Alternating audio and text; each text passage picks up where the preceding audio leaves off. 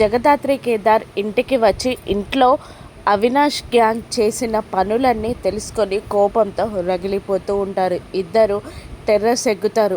కేదార్ కోపంగా విరుచుకుపడతాడు. ఇలా అంటుంటాడు, ఆ చెత్త విధవలు మనం లేని టైంలో ఇంటికి వచ్చి శ్రీవల్లిని అక్కని అలా చేశారంటే నాకు అస్సలు ఏం చేయాలంటే ఆ ఇద్దరు చెత్త విధవలని కూడా షూట్ చేసి చంపేయాలనిపిస్తుంది. ఒక ఆడపిల్ల మీద చెయ్యి వేస్తే ఆ మగాడి పరిస్థితి ఏమవుతుందో వాళ్ళకి చూపించాలనిపిస్తుంది అని అంటూ అవినాష్ని చంపేయాలని అంటూ ఉంటాడు కేదార్. ఇంతలో అవినాష్కి కాల్ చేస్తుంది జేడి.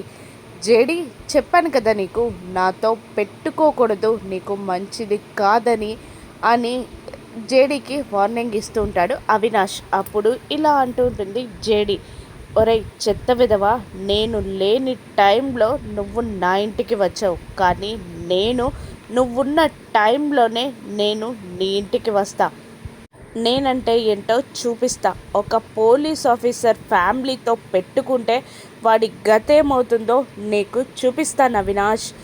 ఇప్పుడు ఇది కేస్ విషయం కాదు, ఇది నా పర్సనల్ ఇష్యూ. నిన్నేం చేస్తానో, నీకు ఎటువంటి గతి పట్టిస్తానో నీకు తొందరలో చూపిస్తాను అవినాష్. సీ యూ సూన్ అని జేడి వార్నింగ్ ఇస్తుండగా కోపంతో పళ్ళు కొరుకుతూ ఉంటాడు అవినాష్. అవినాష్కి బుద్ధొచ్చేలా జేడి ఏం చేస్తుంది? అవినాష్ తాట తీసి అరెస్ట్ అయి జైల్లో కూర్చోబెడుతుందా? అవినాష్కి శిక్ష పడేలా చేస్తుందా జేడి? జేడి కేడీలే జగదాత్రి కేదార్లు అన్న విషయం ఇంట్లో తెలిసిపోతుందా? అవినాష్ బయట పెడతాడా? కేదార్ వాళ్ళ తాత దగ్గర తన మనవడని ఎలా ప్రూవ్ చేసుకుంటాడో రానున్న ఎపిసోడ్స్లో చూద్దాం. Thank you for watching.